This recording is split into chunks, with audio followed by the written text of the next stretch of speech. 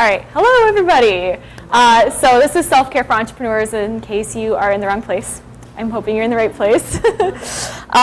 So this is a topic that I find is really important for my clients who are entrepreneurs, but also just in general, like there's a lot of energy mixing going on because of our administration and just like there's just a lot happening in the world right now, worldwide too. So self-care is, I think, paramount. So even if you're not calling yourself an entrepreneur, I think this is super important. So just quick about me. I am an anthropologist turned serial entrepreneur. I serve LGBTQ women primarily. As you can see from the pictures, I'm really hot on androgyny right now. I really like playing with that and like pushing the envelope a little bit, especially where I live in Grand Rapids. It's pretty conservative. Like these conversations that we've been having this weekend don't happen that often, or if they do, they're like at my house around a fire.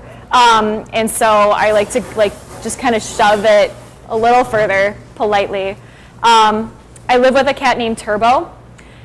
He's 11, he acts like he's 3. I own a tech company called Green Cup, and we do web development and all that kind of stuff, and it's primarily female-run company.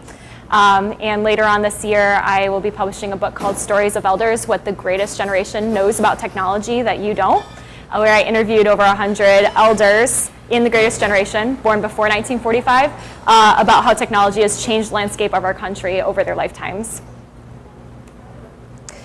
So the reason I'm passionate about self-care, my story, when I was 13, I knew for a fact that I was made to do relief work and aid work. Like that was my calling. I was following Bono, like this is what I'm doing with my life. I'm going wherever I can to do it. And so as soon as I was old enough, which the picture at the top right is my first aid project in the Dominican Republic. I was 19, I just went for it. I pulled the money together, I was going.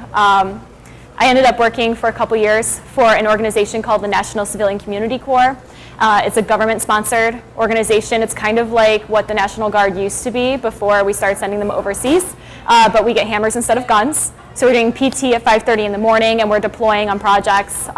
It's a program funded through AmeriCorps, but it's military model. And so I was doing work in New Orleans. That's me on top of a gutted house in New Orleans, and it was exactly where I was supposed to be up until the point that I ended up getting PTSD. So the final photograph of me holding a cooler is in American Samoa in 2009. There was a tsunami that hit the territory of Samoa, that is in the Pacific Islands. It's near Fiji, and it's made like Hawaii is, where it's over a hot spot, and there's volcanoes that have made the islands, and so it's very mountainous.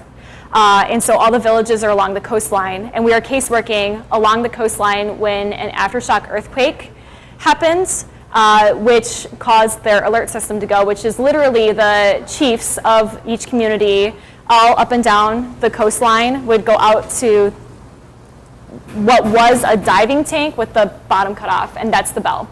And so we're sitting in the homes of people who just went through severe trauma and lost everything, and we're hearing the bells go off, and I don't remember actually very much. It's still, I've been trying to recall it, but it's not really there. But essentially the people that we were there to help suddenly became our rescuers and had to show us to safety because we're not from an island. We don't know how to run away from a tsunami, so they had to show us where to go to be safe up the mountain. I don't remember this, but I've been told many times with the people that I was with that my colleague was carrying a baby in his arms. So like just kind of this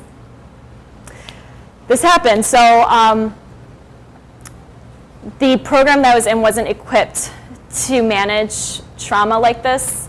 And so I served for the rest of my year, which was 10 more months, deploying and doing disaster relief in other communities. And I didn't have the debriefing that I needed in order to come down from the experience and really kind of integrate it. So it resulted in PTSD. And that left me spinning my wheels. When I returned home after my enlistment, I didn't know what to do with my life because what I'd wanted to do was now triggering me, giving me panic attacks when I would walk into the Red Cross, and I just kind of had to give up on who I thought I was.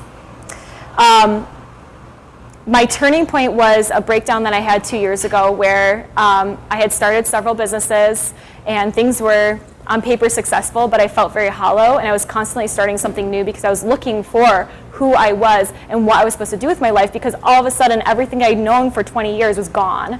At this point I realized that I had burnt myself out and that I needed to change, and I needed to basically figure my shit out. So I got help. I got a close group of friends who were inclusive and understood, and I started rebuilding my life and just looking inside of myself to say, okay, if I can't do disaster relief, what was it that drove me to that, and what can I then use that foundation for in a different way? And that's what resulted in coaching and speaking. So I'm here to tell you today, what I was doing is the pop culture version of I'll sleep when I'm dead.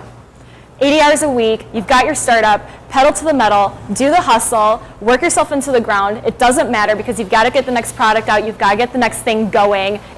You as a human being don't matter, and it's wrong, and it will ruin your relationships, and it will actually totally kill your business. So, for me, my burnout meant that I was running my business and running my life in the wrong way. You can use your burnout as an indicator, so I'd love to hear if you can just reflect for a moment on your work and a time that you have felt burnt out, and then what was that burnout saying, rather than to say just quit, because it doesn't always mean just quit. It means realign. So can you take a moment and kind of reflect for a second, what has burnout meant to you in the past? What has it been saying to you?